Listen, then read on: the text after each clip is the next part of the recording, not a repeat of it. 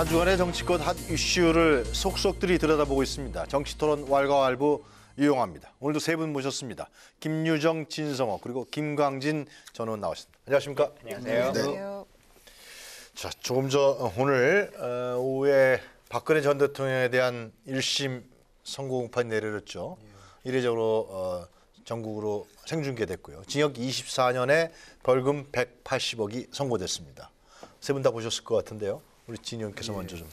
어쨌든 이게 그 처음입니다. 그러니까 선고하는 과정을 갖다가 생중계한 게 처음이고 박근혜 전 대통령은 피고인은 하지 말아달라고 요청했는데 그것보다는 피고인의 인권보다는 공익이 우선한다고 결단을 했습니다. 그런데 박근혜 전 대통령은 출석하지 않았습니다. 자, 이 광경을 보면 우리는 보수 진영이라 하더라도 많은 분들은 박근혜 전 대통령이 대통령으로서의 직무를 갖다 제대로 못한 데 대해서 비판을 했고 또 그 결과 탄핵까지 당했는데 근데 문제는 그걸 다 떠나서 이제 결과적으로 보면 24년형입니다. 실형입니다. 그다음에 180억입니다. 이걸 그대로 계산을 하면 박근혜 전 대통령은 90살이 되실 때까지 감옥에 있어야 된다는 것이고 재산이 제가 알기로도 한 6, 70억 정도 되나요? 그렇다고 하면 많이 잡아도 그렇다면 180억이면 무일푼이 된다는 건데 어쨌든 한때는 국민으로부터 선택을 받은 대통령인데 오늘 재판 결과 1심이긴 하지만 90살까지 감옥에 있어야 하고 또 전 재산 이제 무일푼이 된다. 이 결과만 보면 굉장히 많은 또 다른 국민들은 참 안타까움에 사무칠 겁니다. 그리고 살아계신 전직 대통령 모두가 지금 실형을 받거나 구속 상태에 있습니다. 이런 것들도 지금 현재 우리나라의 대통령제에 대한 문제는 없는지 그리고 앞으로 이런 비극이 탄생하지 않기 위해서 우리 국민들은 정치권은 또 뭘 해야 될지 한번 곰곰이 고민해야 될 좀 아픈 시간이었던 것 같습니다. 어떻게 보셨습니까? 박근혜 대통령이 많이 하셨던 말이 비정상의 정상화였는데요. 그렇죠. 지난 4년간의 시간이 참 비정상적으로 국가가 운영돼 왔구나라고 하는 것을 여실하게 하나하나 좀 조목조목으로 본 것 같고 그런 것이 다시 이제 좀 정상화되는 과정이다라고 느껴집니다. 그래서 좀 늦었지만 이제라도 정상화되는 국가에 가고 있다라고 느껴지고요. 뭐 90살이 아니라 100살, 200살이 되더라도 그 형량에 맞춰서 죄가 있으면 그 징역에 맞는 게 맞고 또 뭐 재산이라고 하는 것은 원래 가지고 있는 재산의 문제가 아니라 지금은 부가적으로 잘못 얻어진 이익이라고 하는 것을 뺏는 거지 않습니까? 그래서 그 문제의 재산적 문제는 좀 다른 의미다 이렇게 보여집니다. 네, 우리 김유정 의원께서는 어떻게 보셨어요? 국선 변호인 5명 중에 2명만 참석을 했죠. 오늘 1심 선고 공판에. 그리고 피고인 박근혜도 나타나지 않았고요. 물론 그 자체로 조금의 반성도 없이 최순실 등에게 책임을 전가했다라는 게 이제 징역 24년형을 받게 된 중요한 요인 중에 하나로 선고를 했죠. 안타까운 장면이었다고 생각합니다. 그러니까 반성과 책임지지 않는 그런 모습을 통해서 국민들은 다시 한번 그 1심 선고공판에 당당히 나서서 본인이 잘못이 없다라고 한다면 그 현장에 나타나는 게 저는 맞다 이렇게 생각을 했는데 최순실과 18개 죄목 중에서 13개 겹친다고 이미 알고 있었고요. 그중에 지금 이제 3개가 더해서 16개의 죄목이 이제 유죄로 인정이 된 셈인데 국민들이 겪었던 그동안의 아픔과 또 그 분노와 그리고 나라가 이 지경까지 이르는 데 대한 그런 안타까움을 고려한다면 24년 최순실이 20년형 받았는데 물론 또 항소한다고 하겠지만은 24년이 결코 저는 뭐 그렇게 무겁지 않다 이렇게 생각을 하고요. 징역 벌금 180억은 뭐 내지 않을 경우에 노역형 3년형으로 또 한다고 하니까 3년 노역을 해야 된다고 하니까 뭐 그래서 판단할 문제긴 하겠습니다만은 그동안 국민이 겪었던 고통과 아픔에 비한다면 뭐 그렇게 무거운 건 아니라고 생각합니다. 좀 더 마지막까지 좀 당당한 그 전직 대통령의 모습을 보였더라면 국민들이 조금이나마 위로를 받았을 텐데 1심 그 재판장에 나타나지도 않는 박근혜 전 대통령의 그런 판단 거기에 대해서 아마 다시 한번 또 더 실망하는 그런 모습이었다고 생각합니다. 그 지금 이명박 전 대통령이 구속돼 있잖아요. 근데 좀 뭐 혐의 사실을 좀 비교하면 좀 다른 것 같아요. 박근혜 전 대통령 오늘 이제 형사 22부에서 발표한 바에 따르면 최순실과의 공모 거의 태반이 최순실과 공모를 통한 유죄란 말이죠. 예. 상당히 좀 특별한 만하지 않겠습니까? 이런 부분들이 어떻게 보세요? 뭐 이후에 이명박 대통령 재판도 좀 더 지켜봐야 될 것 같습니다. 왜냐하면 네. 개인이 혼자 할 수 있는 일은 아니고 연관된 사람들이 또 등장할 것이기 때문에 네. 그 부분은 조금 더 지켜봐야 되겠습니다만 일단 더 심각한 문제는 박근혜 대통령과 최순실이라고 하는 사람, 최순실은 전혀 공적 업무를 맡을 수 없는 위치에 있는 사람이지 말이에요. 않습니까? 그래서 근데 그분이 여러 가지 것들을 다 좌지우지했다라고 하는 것들이 하나하나 나와 있는 것이고 사실 오늘 재판은 나오지 않았습니다만 그동안은 최순실이 무슨 연설문을 좀 고치는 정도였다 이렇게 계속 항변해 왔었는데 지난번 그 법원의 발표 등을 통해 검찰의 발표를 통해서 세월호 사건이 났을 때도 원래 청와대에 있지 않은 상태에서도 그 사건이 벌어지니까 청와대에 들어가서 뭔가를 지휘하고 결정하는 모습을 봤지 않습니까? 네. 단순한 조언과 조력자의 역할이 아니라 말 그대로 국정농단의 일선에 서 있었다라고 하는 것을 여실하게 보여주고 있는 상황이기 때문에 네. 그런 것들이 지금 문화예술계뿐만 아니라 뭐 인사권과 관련된 부분도 있고 뭐 경제와 관련한 문제까지 다 복합적으로 관여했다. 의원님 말씀하신 것처럼 16개의 범죄에 묶여서 같이 있다라고 하는 것이기 때문에 진짜 국정농단이 말로서의 그냥 우리가 흔히 쓰는 단어로서의 국정농단이 아니라 네. 현실에 존재하는 모습으로 그냥 횡행해 왔구나라고 하는 것이 오늘의 재판 결과로 딱 증명되는 것 같습니다. 네. 한국당은 이거 어떻게 받아들일까요? 모르죠, 그거는.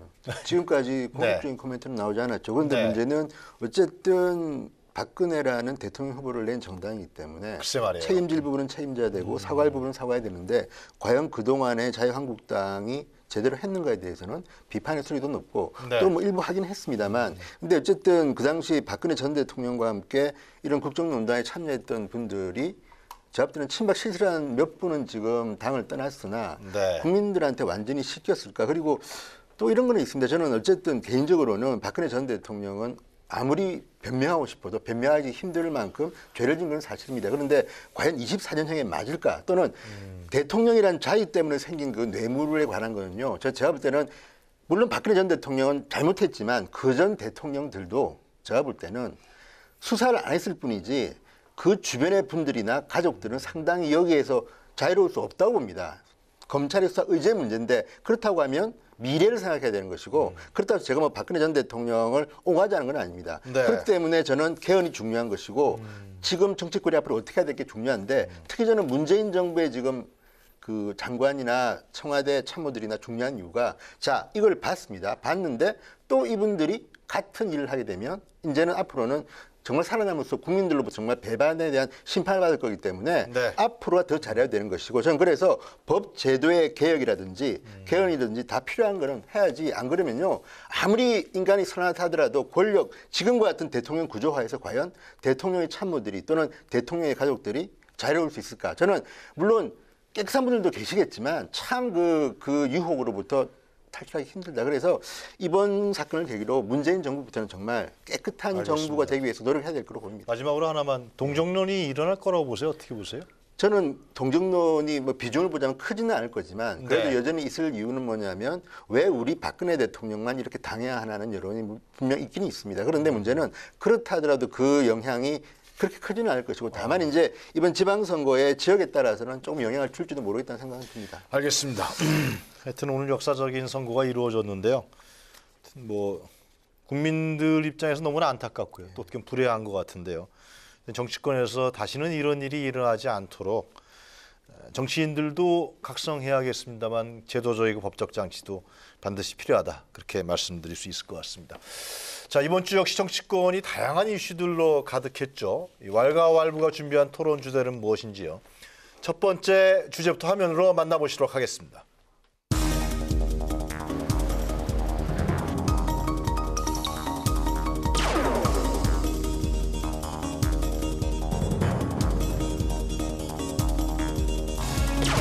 우리에겐 지방선거 승리와 더불어 또한 100년 정당의 기틀을 다지는 기회가 될 것입니다. 지지율이 높다고 자만해서는 안 되는 것이고 더욱더 낮은 자세, 겸손한 자세로 임해야 할 것입니다. 인물란이라고 언론에서 지적을 하고 있지만 저는 공감하지 않습니다. 우후죽순 난리가는 후보보다 더 우리는 각 지역별로 최적의 후보를 한 사람만 선정을 하면 되는 것입니다. 20년간의 지방자치는 기득권 양당 카르텔 한계를 벗어나지 못했습니다. 이번 지방선거에서 세력의 교체에 의한 임무 교대가 일어나야만이 지방자치다운 자치가 실현이 될 수 있다 하는 말씀을 드립니다.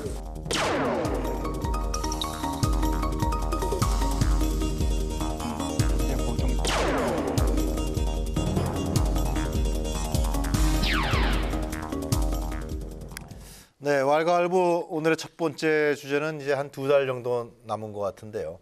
6.13 지방선거의 대진표, 이제 지방선거 전쟁이 본격화될 것인가입니다.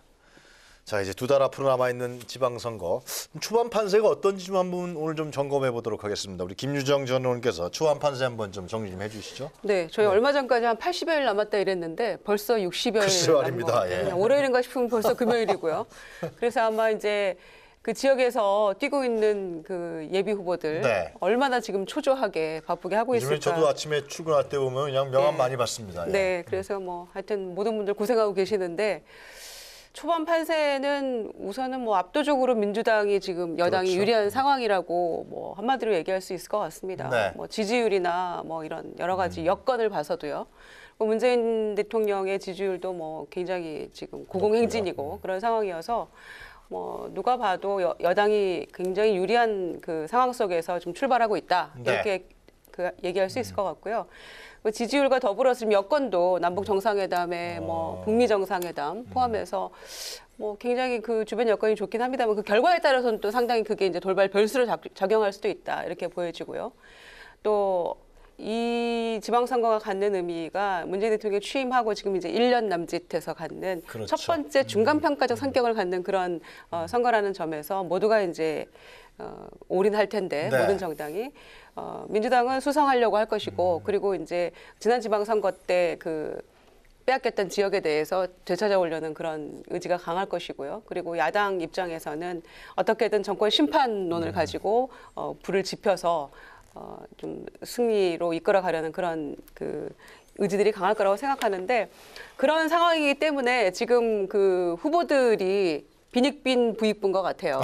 그래서 민주당 경우에는 뭐 너무 많이 몰리기 때문에 넘쳐요, 그냥. 어지간하면 다 경선으로 가는 것이고요. 네. 그리고 야당 같은 경우에는 후보가 거의 찾아도 없고 찾아놓은 사람도 안 한다고 하고 지금 이런 상황이잖아요. 그래서 대부분 단수공천이나 전략공천으로 가고 그나마 후보들이 있는 곳에서는 이제 간신히 경선 좀 붙이는 그런 상황으로 가고 있기 때문에 아마 2014년 지방선거하고 완전히 그 180도 바뀐 상황에서 그때는 어땠었죠? 그때는 지금 이제 여야 공수가 바뀌었으니까요. 예. 민주당은 정말 후보 찾기 어려웠고 그리고 뭐 이 지금의 이제 야당이 그때 당시 여당이었던 뭐 한나라당 시절에는 굉장히 뭐 후보가 많아서 뭐 서로 경선하려고 했고 뭐 말들이 많았었죠. 네. 그런 상황을 보니까 참 격사지감이 느껴지기도 하고요. 그렇지만 참 어렵다. 그런 상황에서 야당이 지금 공군분투하는 그런 상황이라고 생각합니다. 민주당은 그럼 표정 관리에 들어간 겁니까? 그래도 뭐 선거는 언제나 힘든 거니까요. 네. 말씀처럼 사실 4년 전과 완전히 바뀌어 있는 건데 후보자와 경선 숫자로만 보더라도 네. 그러니까 지금은 저희가 지금 11곳에서 경선을 하겠다라고 하고 있는 것인데 4년 전 선거 같은 경우는 자유한국당이 12곳에서 경선을 하고 글쎄요. 우리 같은 경우는 5곳밖에 경선하지 못하고 나머지는 새누리당이었죠? 그때? 예.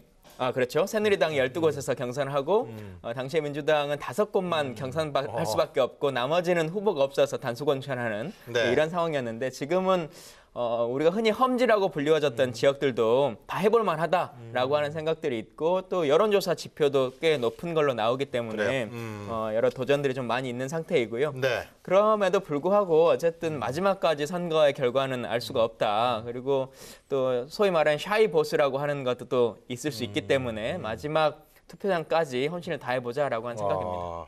그래도 대구 경북 지역이라든가 영남 지역에서는 아직도 한국당이 우세하지 않습니까? 그렇죠. 그러니까 예. 그 지금 나와 있는 걸 보면 일단 홍준표 대표 이야기는 그렇습니다. 어제 네. 한 이야기입니다. 5곳에서 이기고 있고 2곳에서 박빙이다. 그럼 남은 수도권은 밀리고 있지만 한번 해보겠다. 그러니까 뭐냐면 원래 수도권은 여야를 막론하고 원래 진보 진영에 좀 유리했습니다. 네. 대대로 몇 번 빼고는. 그렇기 때문에 어쨌든 서울, 경기, 인천은 지금 민주당 유리한 게 이제부터 사실인 것 같고. 근데 문제는 이제 반대로 이야기하면 경남, 경북, 부산, 울산, 대구를 갖다가 민주당이 몇 석을 치고 들어오냐는 문제입니다. 그런데 지금 보면 민주당이 경선을 위주로 하지만 부산 오거돈, 울산 송철호 뭐 이런 곳, 또 경북 오준기 이런 분들, 경남 김경수, 그러니까 경남, 경북, 부산 이런 지역은 어쨌든 전략공천을 하는 겁니다. 지금 왜냐하면 네. 이겨야겠다는 건데 그렇다고 하면 여기서 어떤 승부가 나느냐에 따라서 민주당이 이겼냐 또는 자유한국당의 홍준표 대표가 선전했냐가 갈리는데 어쨌든 지난번보다는 민주당이 유리한 건 사실이고 또 지금 네. 현재 상당히 이런 조사가 좋게 나옵니다. 그렇지만 부산 오거돈 대 서병수의 리턴 매치가 어떻게 될 것이냐. 왜냐하면 지금 민주당에서는 자유한국당에 대해서 뭐 올드보이 이야기하지만 지금 민주당도 제가 볼 때는 새로운 분들이 별로 없습니다. 그러니까 그 오거돈, 부산의 오거돈 후보도 어쨌든 간에 올드보이 아니면 올드보이 이번 4번이나 나온 걸로 제가 알고 있습니다. 그렇고 김경수 의원도 어쨌든 간에 그 지역에서는 여러 번 출마해가지고 지금 김태호 전 지사하고는 리턴 매치로 제가 알고 있고 물론 나이는 접습니다만 이분도 올드보이 뭐 끼려면 끼는 건데 근데 이 단어라는 게 올드보이라는 단어 자체가 사실은 정치하는 사람들한테는 굉장히 좀 기분 나쁜 단어거든요.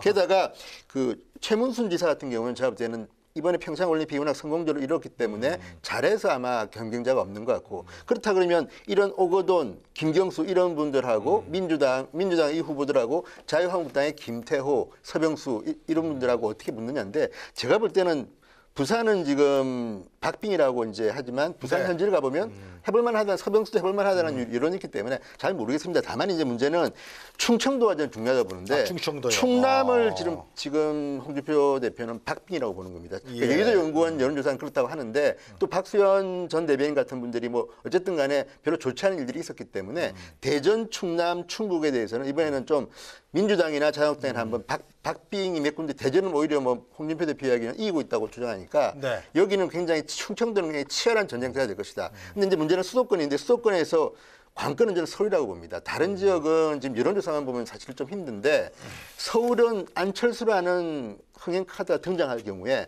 3파전을 이루어지면 어떤 결과가 나올지도 모르는 데다가 그래요. 또 하나는 예. 김문수라는 이제 이 전 지사가 될지는 아직 확정은 안 됐습니다. 그런데 만약 된다고 하면 지난번에 우리 앵커가 얘기했지만 사람들이 알만한 사람이면 틀림없습니다. 이 사람이 서울시장에 맞느냐 안 맞느냐는 유권자들이 판단할 것이고 그렇다 그러면 김문수, 박원순 내지 뭐 박영선, 우상호라고 하더라도 이 민주당 후보하고 이렇게 3명이 붙게 되면 그전에 1대1의 양강구도 선거제랑 좀 다르기 때문에 그 결과도 저는 뭐 민주당 유리하다고는 하지만 알 수 없다. 그래서 이번 선거는 민주당이 전반적으로는 유리한 선거긴 하지만 네.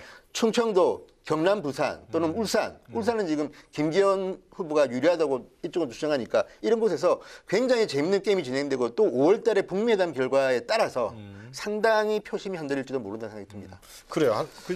진용께서 말씀하신 부분 한번 크게 한번 몇 가지를 우리가 구체로 한번 들어가 보고요. 먼저 올드보이 논란이 있는데 예.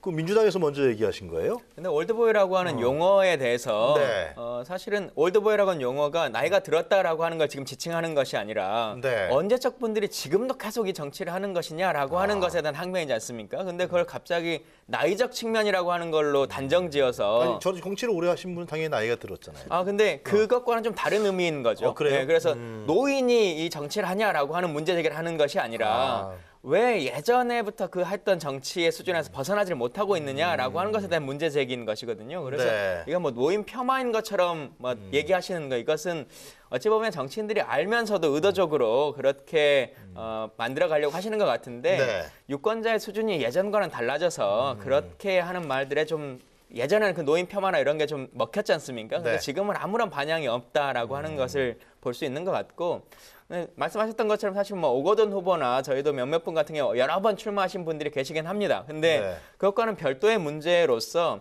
지금 자유한국당 같은 경우는 그 범주를 훨씬 넘어서는 이분들 같은 경우는 어떻게든 해보겠다라고 하는 의지를 가지고 그 지역에서 텃밭을 갈고 오랜 기간 동안 해오셨던 분들인 거고 네. 정말 뭐 다른 지역에서 지사하셨던 분들 그냥 갈 데가 없으니까 이쪽으로 옮겨서 가고 하는 것과는 전혀 다른 측면인 거지 않습니까? 그래서 그걸 똑같이 볼 수는 없다 이렇게 생각합니다. 그 올드보이 논란에 대해서는요. 이 자유한국당이 이렇게 받았더라고요. 이게 노인 폄하 발언이다. 그러니까 이제 뭐 종편의 패널들도 그렇게 지칭한 바도 있고요. 또 야당 쪽에서도 그러니까 여당에서 네. 뭐 올드보이 논란이 이제 이렇게 일어났을 때 노인 폄하 발언 아니냐 뭐 이런 식으로 몰아가는 건 좀 너무 황당한 발상이라고 생각을 하고요.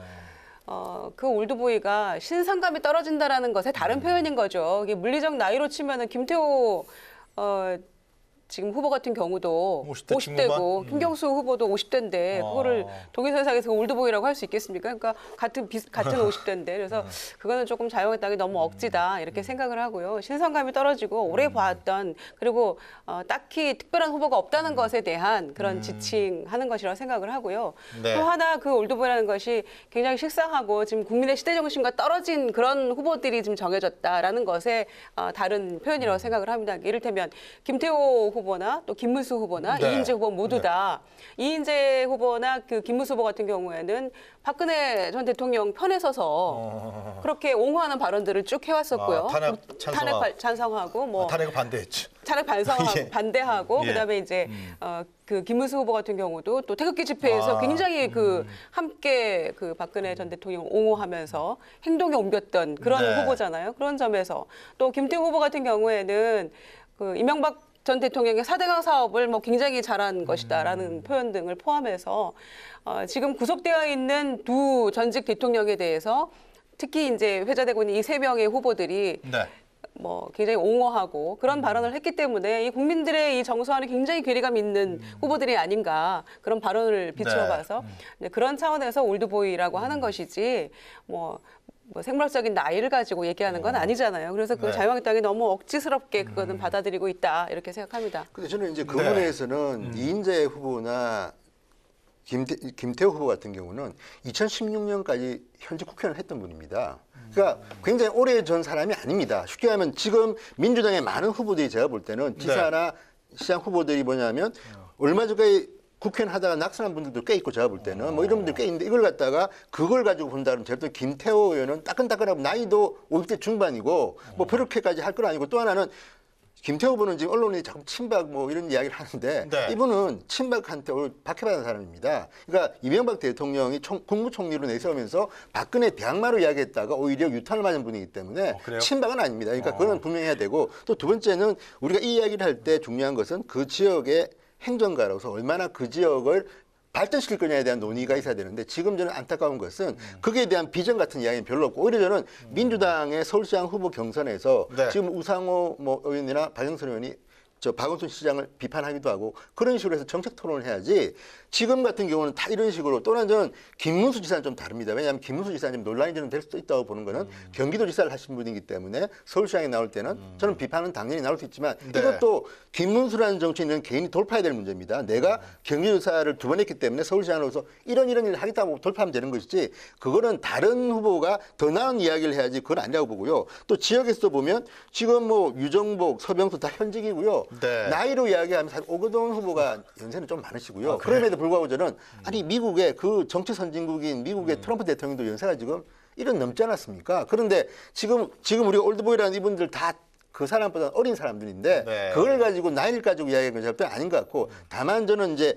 그 논쟁에서 이 사람이 이 지사 또는 시장 후보로서 이런 점이 문제가 또 비판을 해야지 지금 예. 올드보이 그러니까 지금 자꾸만 우리는 이 일보다는 프레임을 통해서 이제 이기려고 하는 그런 것들은 저는 좀 극복돼야 되는 것이고 안타까운 또 하나는 지금 민주당의 후보들이 이제 경선을 많이 하다 보니까 자꾸 문재인 대통령 워낙 지지율이 높고 노무현 전 대통령을 갖다가 통해서 본인이 공천받고 싶어하는 욕망이 많아서 어떤 재보궐선거 지역에서는 모 후보가 뭐 문재인이 복심성으로 나타났다가 네. 같은 당의 다른 경쟁자로부터 이거야말로 뭐 구시대 정치인 아니냐. 그러니까 저는 정말 이번에야말로 네. 또 문재인 팔고 또 노무현 팔아서 저는 그런 식의 정치는 이제 끝내자. 왜냐하면 지금 대통령 제가 볼 때는 저는 뭐 유능하냐 무능하냐에 대해서는 비판이 나올 수 있지만 네. 대통령이라는 정치인으로서는 상당히 저는 잘하는 편이라고 저는 봅니다. 왜냐하면 어쨌든 국민들이 볼 때 잘할 수도 있고 일을 못할 수도 있지만 대통령이라는 자리에서 보여주는 그 인간적인 태도는 저는 상당히 저도 호감을 가질 정도인데 그렇다면 그 문재인 대통령이 그 점을 배워야지 문재인의 이름을 팔아서 내가 경선에서 이기고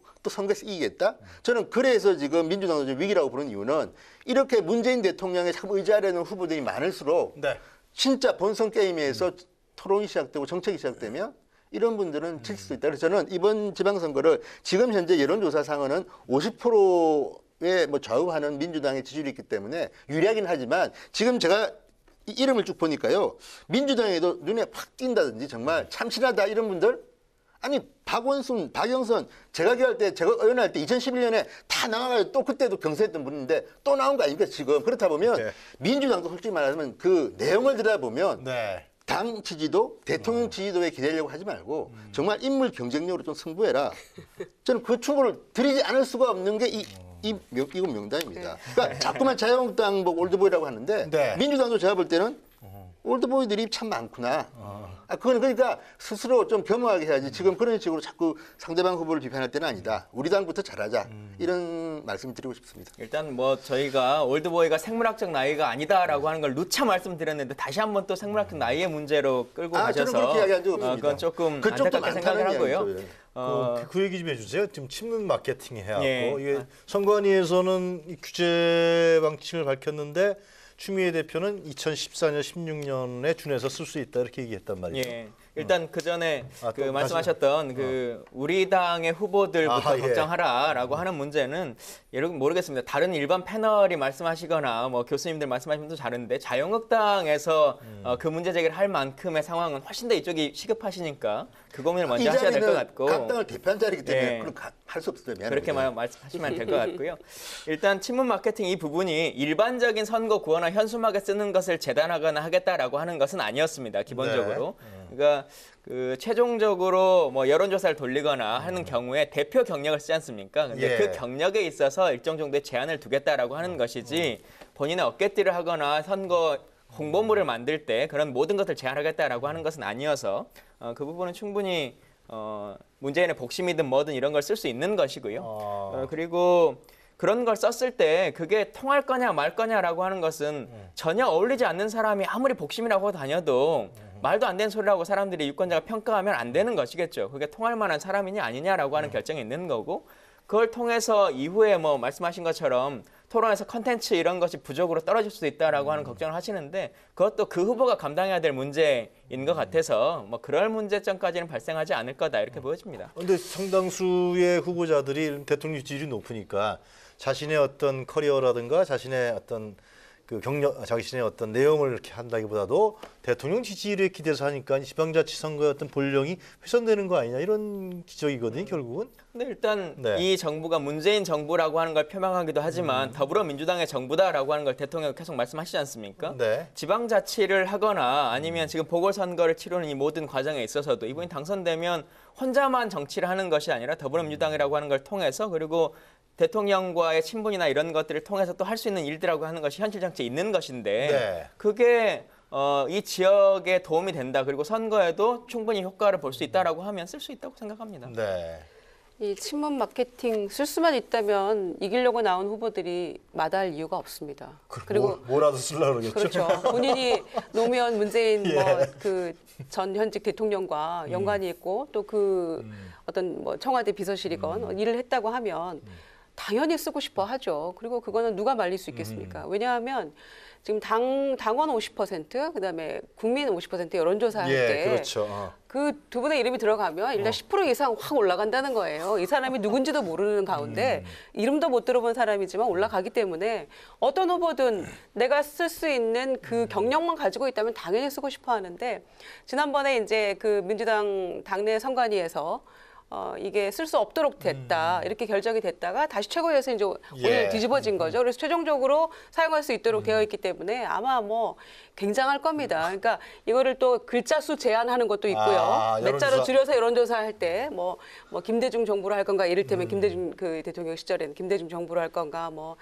김대중 뭐 대통령 청와대 비서실로 할 건가 그냥 김대중 청와대 비서실로 할 건가 뭐 이런 식으로 굉장히 복잡하게 아주 민감합니다. 단어 하나하나. 그럼에도 불구하고 모든 후보들이 쓸 수만 있다면 쓰고 싶어하는 게 바로 그런 그 대통령과 인연을 강조하고 싶은 거기 때문에 네. 당연히 뭐 그 쓰고 싶어 할 거고요. 뭐 차제 그런 그 후보들의 여망 때문에 아마 결론을 내릴 수밖에 없었을 겁니다.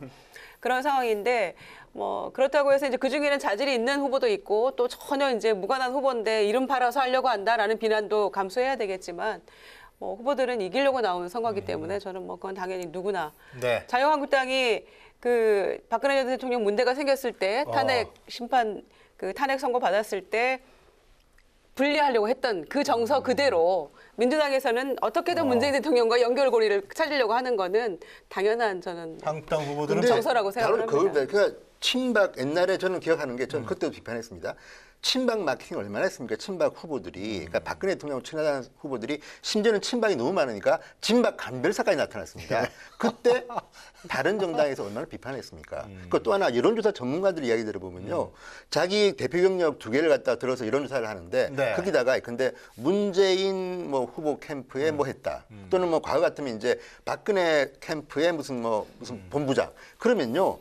그 사람의 능력보다는 네. 박근혜나 이명박이나 또는 저 문재인의 이름에 회록돼서 유권자들이 답하기 때문에 네. 실질적으로 여론조사의 그 효과는 반감한다는 겁니다. 그러니까 정치공학적으로는 문재인 노무현 전 대통령 이름을 넣는 것이 유리하겠으나 과학적으로 볼 때는 안 넣는 것이 더 괜찮은 후보를 뽑는 데는 도움이 된다는 게 그래요? 전문가들 이야기입니다. 그런데 굳이 이걸 넣는다는 게 뭐겠습니까? 또 하나 저는 여기서 또 하나 문제를 제기하고 싶은 것은 지금 문재인 대통령의 개헌안을 보면 지방 분권 강화를 갖다가 이야기하고 있습니다. 네. 그러니까 뭐냐면 대통령에 반대하더라도 지방자치단체장은 지방의 권한을 우선시하라는 어떤 나름대로의 그 철학인데 저는 문재인 대통령의 그 철학에 대해서는 동감하는 바가 없지 않습니다. 네. 그런데 문제는 그런데 오히려 문재인 대통령과 친하니까 나를 뽑아달라고 하는 이 메시지는 제가 볼 때는 이런 철학에는 조금 상충될 수도 있다. 물론 저는 본인의 민주당의 능력이라고 물론 저 민주당 후보들이 문재인 대통령과 같이 친하다는 걸 뭐 하는 거는 인지상정인 걸 알겠으나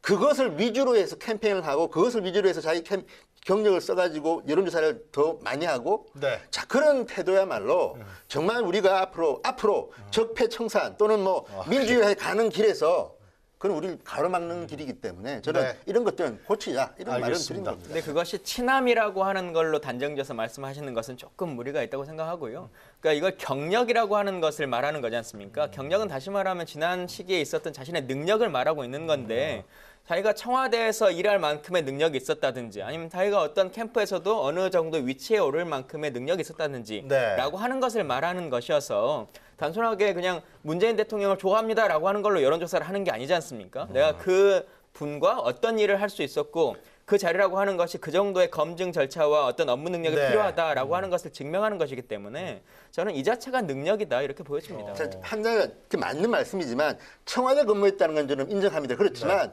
자 문재인 선거 캠프에서 명함 찍은 분들 몇 분이나 되겠습니까? 제가 볼 때는 대통령 그러니까 후보가 알지 못하는 간에 10,000명, 10만 명, 뭐 어떤 경우는 뭐 수십만 명이 이런 저는 뭐 박근혜 캠프에 무슨 분과 무슨 지역, 무슨 청년 단체 이런 것들이요 너무 많기 때문에 저는 이걸 쓰게 하게 되면 정말 진짜 알겠습니다. 문재인 후보를 위해 열심히 일하는 분하고 네. 정말 저기 뭐 지방에서 조금 왔다 갔다 하는 사람하고 똑같이 이름을 근데 쓴다는 거는 그 좀 기준점을 문제가 제대로 있다는 안 거죠. 읽어보신 것 같은데 아니요, 그건 6개월 문제가 이상의 근무를 해야 되는 것이고 그래요? 캠프직은 쓰지 못하도록 되어 있는 것이어서 공적 업무를 맡는 것이어서 염려하시는 부분은 다 해결이 된 아마 겁니다. 그런 노력을 하면 제가 볼 때는 알겠습니다. 더 다행인데 어쨌든 간에 그거는 어떤 정치공학적으로는 유리할지 모르지만 선거에 유권자들한테는 아주 안 도움이 안 되는 바른미래당의 안철수 전 대표가 나선다 그러면서 서울시장 선거 지형이 요동치고 있다.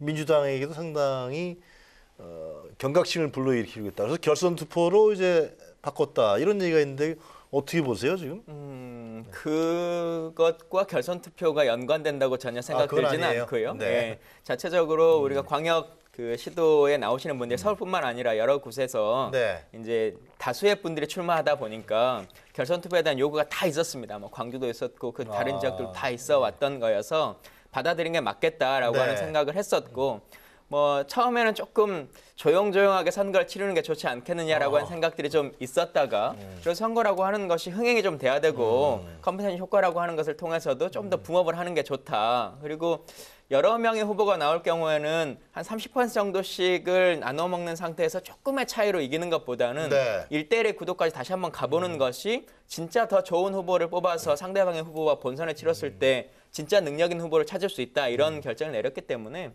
그것과 안철수 후보의 등장과는 전혀 좀 연관성이 없다 이렇게 보여집니다. 근데 안철수 후보가 등장하니까 우상호 후보도 그렇고 상당히 안철수 후보가 지지율이 아직 높지는 않은데. 예. 상당히 견제하고 있는 듯한 그런 모습이 보이고요. 글쎄 말이에요. 굉장히 신경 쓰고 있다 이런 느낌을 주는 게 사실인 것 같습니다. 그런데 이제 이 당내 그 결선 투표 가는 그 부분에 대해서는 안철수 후보 그러니까 출마 선언하기 전부터 저희가 지난 시간에도 얘기했던 것처럼 박영선, 우상호 두 후보가 지속적으로 요구해왔던 것인데 박원순 시장은 뭐 당내 뭐 그거에 방침에 따르겠다 이렇게 얘기를 했었고요. 그때 보니까 현역 의원인 경우에 10% 감점 요인이 있잖아요. 그런데 또 여성 후보의 경우에는 10%그 감점 요인과 가점이 또 있어요. 그래요? 그러니까 그렇게 생각을 하면 15%. 예. 15%인가요? 10%로 이제 보도가 됐어. 그렇게 알고 그럼 있는데 우상호 후보가 제일 불리한 우상호 후보가 겁니까? 제일 불리한 거죠. 그러니까 그 3인 경선 과정에서 그러니까 반드시 결선 투표가 필요하다 이렇게 그 두 후보가 주장을 했던 것인데 과반 확보 못하면 결선 투표 간다라는 게 이제 모든 지역에 다 해당되는 것이고요. 안철수 후보의 경우에는 바른미래당이 지금 광역자치단체장 후보를 유일하게 지금 서울만 결정을 한 셈이죠. 다른 데는 없습니까? 다른 데는 지금 별로 거론되고 있지 않기 때문에 예, 후보군이 좀 굉장히 네. 약하죠. 계속해서 이제 인재영입위원장인데 본인이 이제 가장 그 인재인 셈이죠. 지금 서울에 네, 출마 선언을 함으로써 그런데 이제 바른미래당 굉장히 좀 수도권 지역에서는 조금 이 흥행을 좀 기대를 하는 것 같고요. 또 김문수 후보잖아요. 그러니까 이제 네, 자유한국당 김문수 후보고 이제 3명 경선에서 1명 될 것이고 이렇게 3파전으로 갔을 때 과연 누구에게 유리할 것인가 그런 상황을 봤기 때문에 바른미래당과 자유한국당을 다 서로 부인하고 있지만 네. 마지막에 이 두 후보가 연대하는 거 아니냐라는 거에 대한 조심스러운 관측들이 나올 수밖에 없는 것이죠. 그리고 실질적으로 적극적으로 아주 그 요구하고 있는 그런 뭐 각 당의 의원들도 있는 게 사실이고요. 그런 상황이어서 이건 마지막까지 예측 불허다 이렇게 생각을 하고요. 또 하나는 이 비용이 만만치 않잖아요. 선거 비용 자체가. 그러니까 서울시장 선거 같은 경우에는 한 얼마나 듭니까? 32억이 좀 안 됩니다. 공식적인 선거 비용이. 그런데 김문수 후보 같은 경우에는 지난 대선에서 내 재산이 4억인데 기탁금이 대통령 후보 기탁금이 3억이라서 나 이거 이제 그런 비용 때문에 지금 스스로 뭐 글쎄요. 네, 하차하기도 하고 뭐 여러 가지 요인이 있었는데 과연 자유한국당도 그동안 서울시장 후보들을 여러 후보들을 접촉을 했을 때 그 선거 비용에 관한 거를 당에서 좀 부담해 줄 수 있냐는 난색을 표했다는 거 아닙니까? 그래서 놓친 후보들도 있다는 거예요. 자유한국당도 그렇고 바른미래당도 그렇고 굉장히 재정 상태가 열악한 상황이죠. 지금 과거보다는. 바른미래당도 지금 두 당이 합당했는데 그 의원 수는 뭐 기대만큼 못 미쳤기 때문에 그런 여러 가지 현실적인 제약 요건이 있기 때문에 결국 이기기 위한 카드로 바른미래당과 안철수, 김문수 두 후보의 연대론이 공공연하게 불거지고 있는 이유가 바로 그런 것도 포함됐다고 생각합니다. 연대한다고 보세요? 어떻게 보세요? 저는 뭐 연대는 안 할 것 같고요. 근데 문제는 저는 박원순 시장 같은 경우는 조금 이제 억울한 측면도 있는 이유가 지금 안철수 후보 때문에 그런 게 아니라 제가 볼 때는 워낙 박원순 시장의 지도가 여론조사 상은 높게 나옵니다. 그러니까 우상호, 박영선 의원 두 분 다 국회에서 굉장히 중진이고 인기가 있는 분들이지만 네. 서울시장 적합도 여론조사들을 보십시오. 차이가 좀 납니다. 그리고 경기도지사도 제가 볼 때는 이재명 후보가 예비 후보가 네. 다른 후보와 차이가 좀 많이 나기 때문에 이재명 후보를 상대로 해서 결선투표를 주장한 것이고 또 하나는 광주입니다. 지금 우리가 광주는 좀 작기 때문에 이 스포트라이트를 받지는 못하지만 광주가 사실 굉장히 뜨거웠고 이용섭 예비 후보가 좀 센 모양입니다. 그래서 다른 후보들이 조금 반발이 있었고 현역 시장이 불출마 선언했습니다. 네. 그러니까 광주도 굉장히 뜨거운 곳이고 그러니까 광주, 경기, 서울 같은 경우는 1인 독주 체제를 갖다가 끝내기 위해서는 다른 예비 후보들이 뭉치기 위해서 한 거고요. 네. 또 아까 재산 말씀하셨지만 박원순 시장은 지금 마이너스입니다. 재산이. 그런데 계속 출마하시고 계시기 때문에 제가 볼 때는 돈 문제는 보전되니까 출마하는 그 거 조요. 또 하나는 저는 그래서 참 이상한 게 어떻게 마이너스 재산을 계속 보유하시는지. 왜냐하면 일반적인 사람들은 서민들은요 빚이 있으면 빚부터 갚습니다. 그런데 어쨌든 빚을 그렇게 뭐 꽤 많습니다. 제가 볼 때는. 그런데 불구하고 박 시장이 안 갚아. 아니요, 그걸 모르겠어요. 왜냐하면 근데 그분의 생활 수준은 그 전에도 그 빚을 진 사람으로 보기 힘들 정도로 높았습니다. 그러니까 그런 것들에 대해서는 또 평가를 누가 하겠지만 어쨌든 좀 그렇고 어쨌든 박원순 시장은 제가 피해를 좀 보는 이유는 안철수라는 카드가 나오지만 박원순 시장은 난 자신 있다는 건데 지금 우상호, 박영선 두 후보는 네. 아니다. 안철수가 나오면 당신은 힘드니까 우리가 나가야 된다는 이 논리인데 저는 그거는 서울 시민들이 판단할 문제고 또 하나는 박원순 시장에 대한 평가도 많이 갈립니다. 왜냐하면 박영선, 우상호 예비 후보가 볼 때는 네. 이제 좀 지겹다. 재선에서 또 서울 시민 중에서 지겹다는 분들이 많습니다. 그렇지만 또 나름대로 잘한다는 분도 제가 볼 때는 있습니다. 그렇다면 그 평가는 결국은 경선에서 판단할 문제지 그런 식으로 안철수라는 후보 때문에 하는 건 아닌 것 같고 또 마지막으로 저는 바른미래당이 안철수라는 후보를 왜 그럼 서울시장에 던졌느냐. 네. 저는 3등 할 수도 있다고 봅니다. 왜냐하면 김문수 지사도 꽤 인지도가 높지 않습니까? 게다가 선거 캠페인이 시작되면 이분은 잠도 안 자고 제가 볼 때는 캠페인에서는 사실 전문가입니다. 그런데 그렇다면 그럼 안철수 후보는 왜 나왔느냐? 제가 네. 볼 때 이렇게 생각합니다.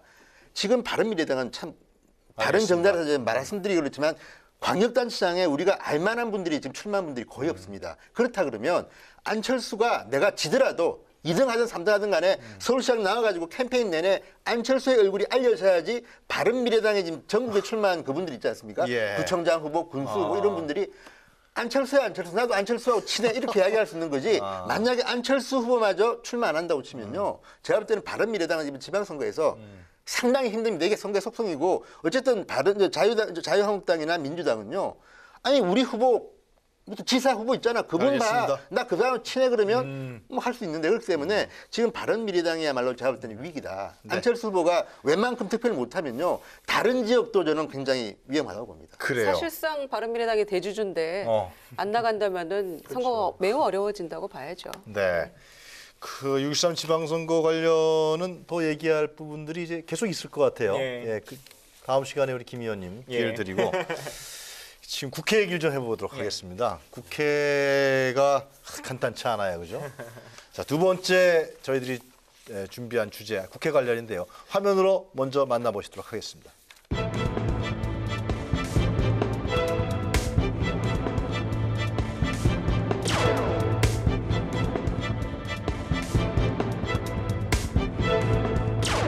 민주당이 야당할 때는 정권이 언론을 장악하는 악순환을 끊어야 한다더니 내로남불이 문제가 아니라 공영방송을 문재인 정권의 전리품이나 되는 것이 바라보는 민주당의 작태를 지적하지 않을 수 없습니다. 야당일 때 주장했던 내용 여당이 되니까 선복하고 무시해버리는 전설적인 적폐라고 생각합니다. 문재인 대통령 심부름센터 역할을 그만하고 합리적인 이성을 좀 찾아서 방송법 처리에 동의해 주기를 바랍니다. 방송법을 빌미로 국회를 파행으로 이끌고 있습니다.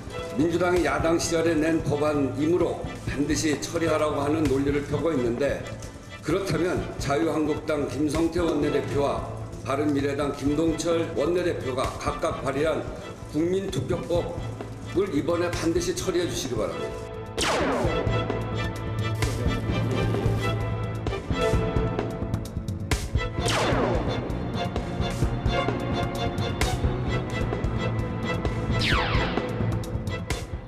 네, 두 번째 주제는 꽉 막힌 4월 국회. 여야 출구 찾기가 가능할 것인가입니다. 자, 이제 4월 국회 지방선거도 사실상 마지막 국회라고 봐야죠.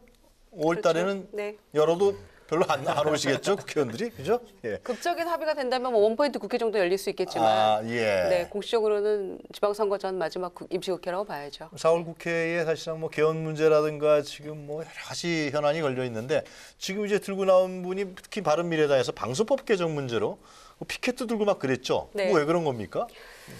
이 아까 보니까 화면에 우원식 그 민주당 원내대표가 방송법 개정을 야당 시절에 민주당이 한 거니까 반드시 통과시켜라라고 얘기하는 자유한국당이라면 네. 그렇다면 국민투표법도 그 당시에 이제 발의를 했었는데 그것도 통과시켜야 한다라고 이제 얘기하지 않습니까? 그런데 그거는 조금 옹색하다 보기에 그래요? 그런 생각이 드는 게 그럼 소신을 지켜야 되지 않습니까?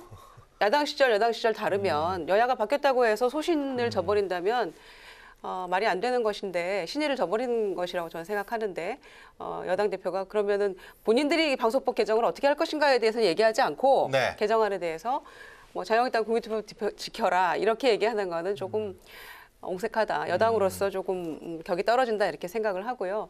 이 방송법 개정안의 내용이 이 방송의 공영방송의 그 공공성, 중립성을 네. 확보하기 위해서 이 대선 전에 지금 박홍근 원내 수석 부대표잖아요. 민주당에 그 포함해서 민주당 그다음에 국민의당 네. 그다음에 정의당 이렇게 의원들이 발의를 한 내용입니다. 그러니까 방송법 개정안이. 그래서 지금 그 공영방송 이사지를 구성할 때 13명으로 구성을 하고 여당에서 7명을 추천을 하고 그다음에 야당에서 6명을 추천한다.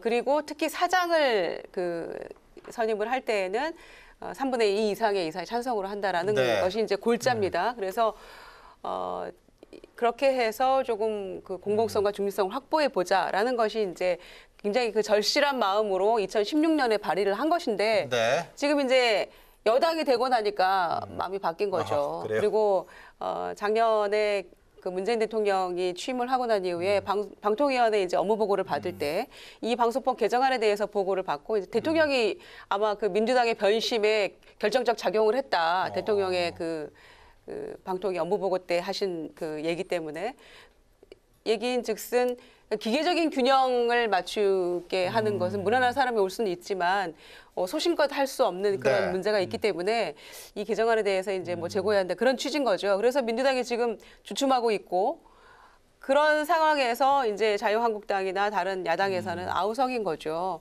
왜 여당 되고 나니까 마음 바뀐 것이냐, 소신껏 해야 한다. 예. 뭐 그런 식으로 지금 몰아붙여 가고 있는 것인데 민주당으로서는 굉장히 지금 곤란한 지경입니다. 이러지도 저러지도 못하는. 왜냐하면 KBS 사장이나 EBS, MBC 사장이 네. 최근에 다 이제 그 바뀌고 임명됐죠? 임명이 됐는데 지금 방송법이 바뀐다고 하면 시행 3개월 내에 또다시 이 사장들을 다 바꿔야 되는 그런 상황인 거예요. 부칙에. 이 방송법 개정안에 부칙 그렇게 돼 있어요. 부칙이 그렇게 돼 있죠. 그러니까 시행 3개월 이내에 그러니까 공포 이후부터 3개월 안에 시행을 하고 또 시행 3개월 이내에 다 사장들을 바꿔야 되는 그런 상황으로 부칙이 규정이 되어 있기 때문에 지금 민주당으로서는 이러지도 저러지도 못하는 굉장히 곤란한 지경입니다만 소신을 지켜야 된다고 저는 보는 것이죠. 사실이세요? 어떻게 보세요? 일단 소신이 바뀌었다고 보여질 수는 없는 것 같고요. 지금 네. 아까 그 영상에 봤습니다만 국민투표법 얘기를 한 것의 앞부분에 나와 있는 말에 원내대표가 우리가 이 입장과 관련해 철회한다고 말하지 않았다. 그리고 입장이 번복되지도 않는다. 다만 자유한국당이 이게 한 번도 논의되지 않고 소위조차 열리지 않은 사안이기 때문에 빨리 국회를 열어서 소위부터 정상적으로 운영하자.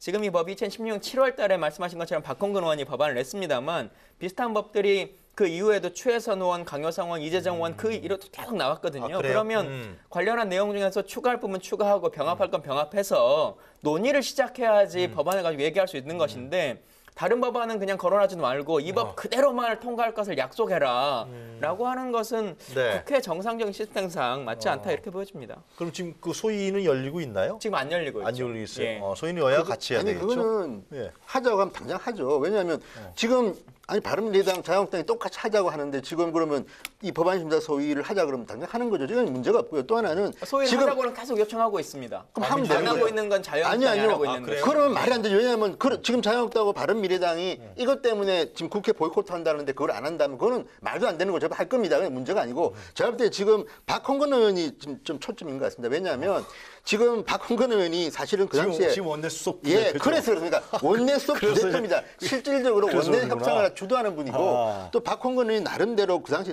소신껏 제가 지금 기억하는데 2006년 7월에 이 법안을 내고 이게 당시에는 언론 장악 금지법이라고 했습니다. 그리고 내고 본인이 뭐 1인 뭐 시위다고 나름대로 굉장히 철학했기 때문에 박홍근 의원을 다 기억하는 겁니다. 그런데 갑자기 이게 지금 자 그러면 하자. 예. 왜냐하면 정권이 바뀌었기 때문에 이제는 민주당이 생각하는 후보가 사장이 KBS 사장, MBC 사장이 될 수 있는 데가 된 겁니다. 그러니까 지금 이게 네. 언론 장악 금지법인데 이걸 가지고 이렇게 하니까 어떤 이야기가 나오냐면 좋은 언론 장악도 있고 나쁜 언론 장악도 있느냐. 저도 이제 과거에 방송 담당 기자를 해봐서 아는데 이거는 사실은 원죄를 따지자면 사실은 지금 보수 정권 시절에 KBS, MBC 장악하는 그런 그 의도들이 없다고 저는 볼 수 없다고 보기 때문에 원죄는 있습니다. 그런데 문제는 네.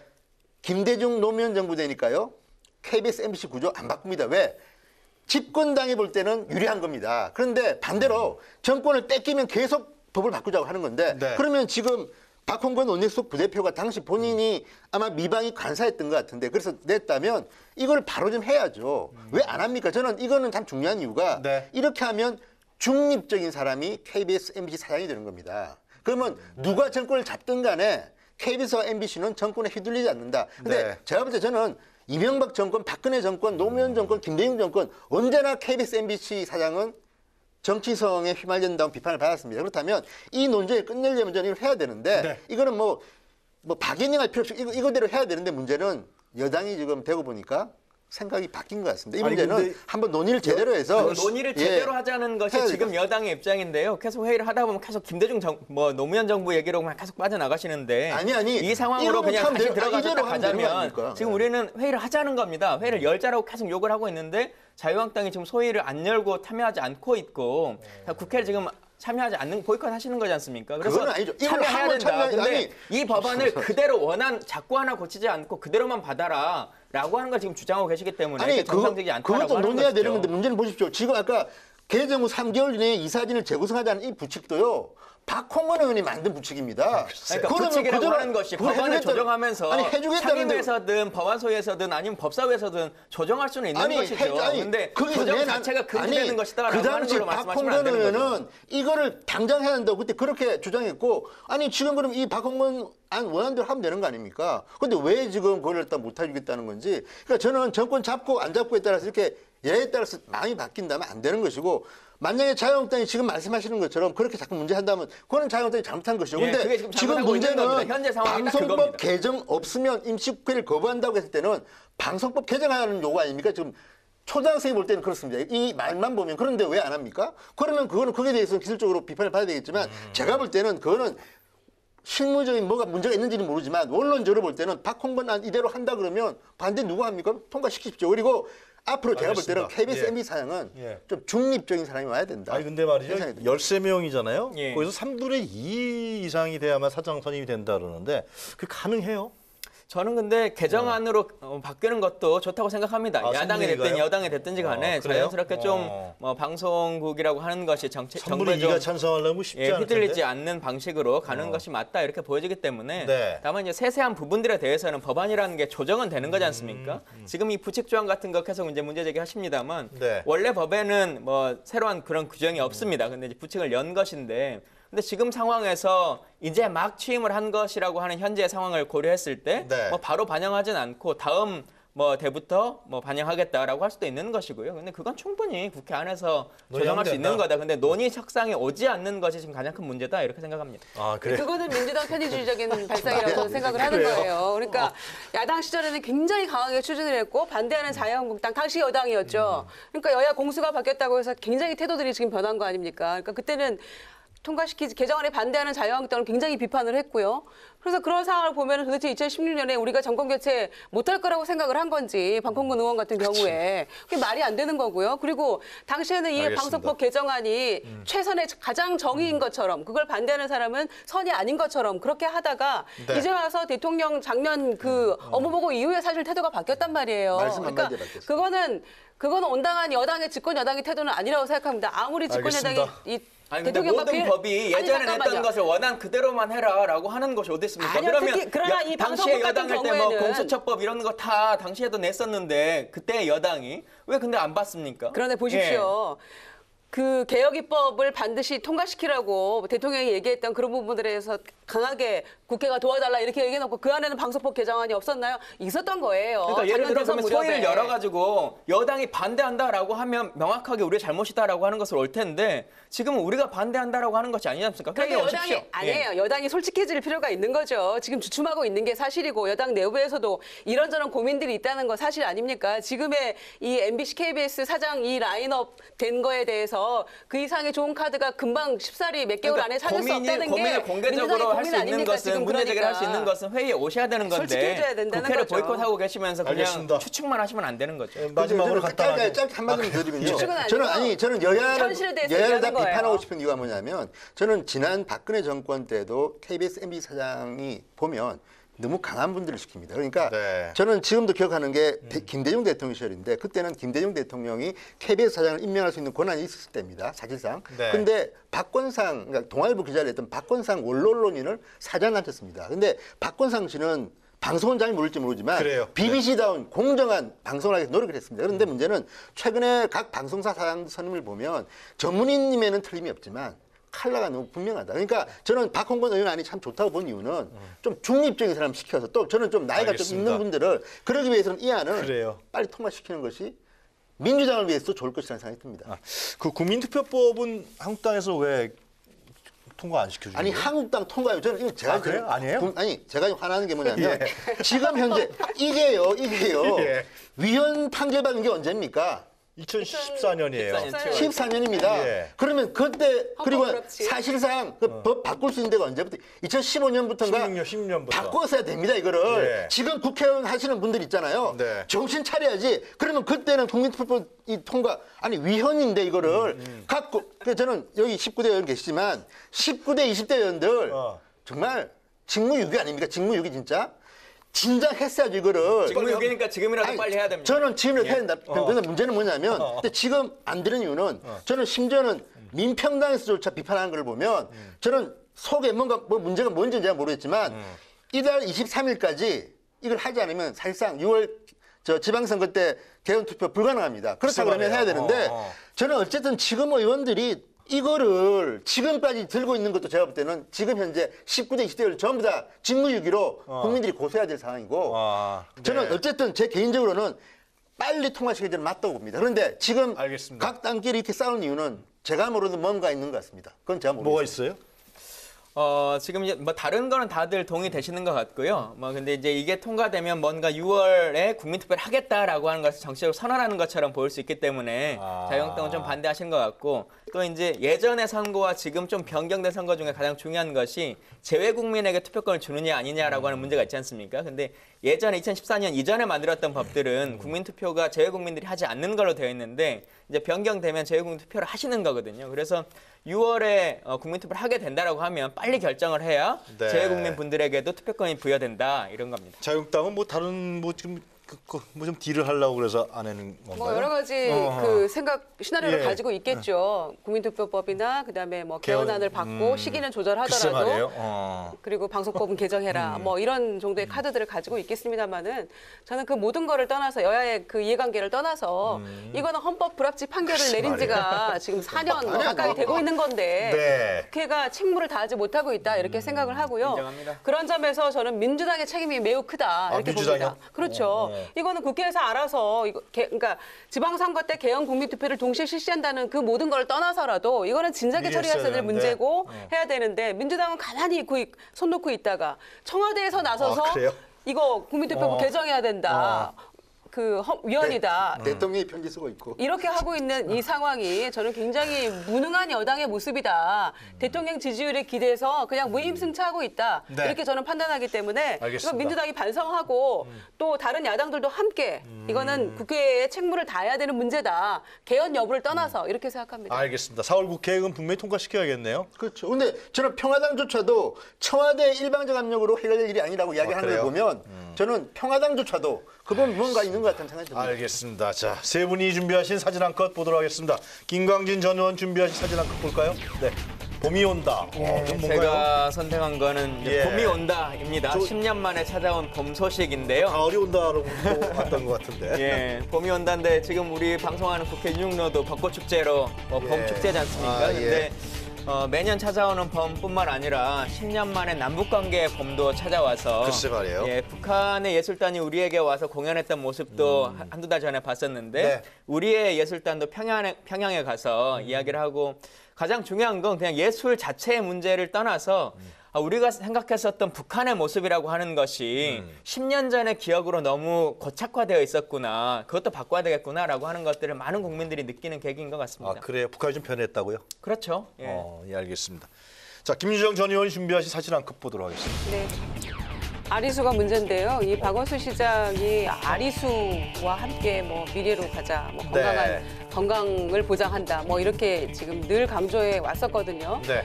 그런데 지금 구청이나 뭐 이런데 아리수는 민원인들이 먹고 공무원들은 안 마신다 이거예요. 그러니까 정수기를 사용한다거나, 아, 그래요? 네, 또는 생수를 사서 마시거나 어, 그 뒤쪽에 몰래 정수기를 갖다 놓고 이렇게 몰랐네요. 한다는 정말이에요, 거죠. 이게? 그래서 지금 그게 이제 지난 주말부터 보도가 돼가지고 이번 주 내내 논란이 되고 있고 심지어 민주당이 경선 후보들 면접장에서도 박원순 시장이 아리수 얘기를 꺼내니까 이 나머지 두 후보가 공무원도 안 마신다면서요. 이렇게 지금 서로 면박 주는 그랬어요? 그런 상황인 거죠. 그래서 저는 이 아리수를 이 수질을 개선하고 또 네. 이 그 국민들이 그러니까 시민들이 마음 놓고 마실 수 있게 하는 물을 만들기 위해서 연간 들어가는 게 7,900억이라는 거예요. 이 상황을 유지하는 게.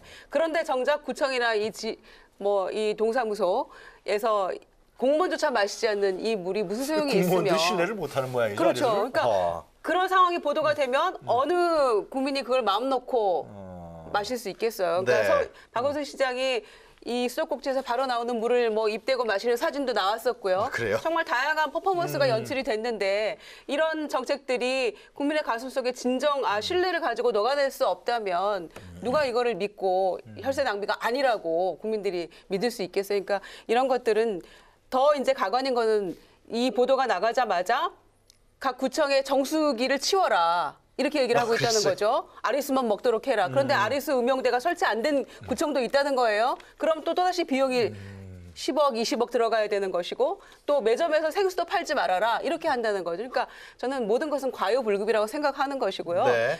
그야말로 아리수인데 물 흘러가듯 있던 것은 그대로 그리고 국민들이 동의할 수 있는 그런 정책. 공감할 수 있는 정책을 만들어 나가는 그런 알겠습니다. 공무원들의 태도와 자세가 중요하다고 생각합니다. 서울시장 선거에서 아리수 또 논쟁이 벌어지겠네요. 그렇죠. 네. 세 번째 우리 진성호 전 의원 사진 한번 보도록 저 사진이 얼마 전에 한 종합신문의 일면에 실린 사진입니다. 저게 네. 뭐냐면 일본 잘 그룹의 신입 사원 1,600여 명이 저렇게 이제 환영 대회를 받고 있는 모습인데요.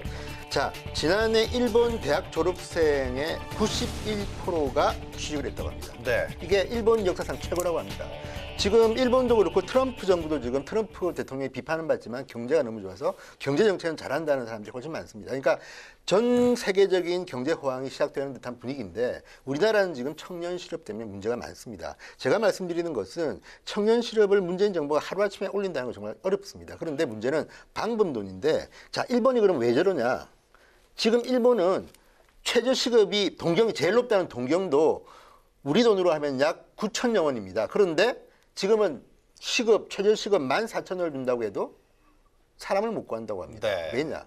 경제가 호황입니다. 그러니까 우리도 지금 청년 일자리 또는 뭐 이런 문제들에 대해서 고민을 많이 하시는데 우리 경제팀이 추경 풀어서 공무원 몇 명 더 뽑아서 일자리 주려고 하지 말고 예. 경제 규제를 완화해서 경제를 활성화시키면 정말 일자리가 늘어날 것이다. 참고로 우리나라 2016년 대학생 취업률은 67.7%인가 그렇습니다. 그러니까 지금 일본처럼 대학생들이 취직을 하게 만들기 위해서는 네. 일단 전반적인 경제 호황을 누려야 된다. 그러니까 지금 문재인 정부의 경제팀이 지금 자꾸만 단기적인 업적 때문에 초조해하지 말고 네. 일본처럼 미국처럼 장기적으로 우리 경제 전반적인 기업 호황을 누려가지고 일자리를 만드는 쪽, 민간 쪽에 활력을 주는 쪽으로 바꿀 필요가 있지 않나 생각이 듭니다. 네, 알겠습니다.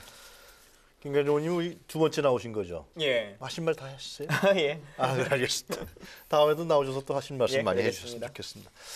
자, 하여튼 이 4월 임시국회, 하월 국회에서 논의될 얘기들이 굉장히 많은데요. 그런 논의의 진전은 별로 보이는 거 있지 않습니다. 다른 현안에 묻힌 것인지 아니면 국회의원들이 합의나 해결을 보려고 하는 생각이 너무나 정치적 셈법만 갖고 있는 것인지. 이번 4월 국회에서 개헌 문제, 또 청년 일자리 문제, 추경 문제, 미세먼지 대책 문제, 이런 민생 현안에 대해서 함께 논의할 수 있는 그런 자리가 마련됐으면 좋겠습니다. 자, 정치토론 저희들이 준비한 시간은 오늘 여기까지 하겠습니다. 오늘 세 분 모두 수고하셨습니다. 감사합니다. 저희는 다음 주 금요일 날 이 시간에 다시 찾아뵙겠습니다.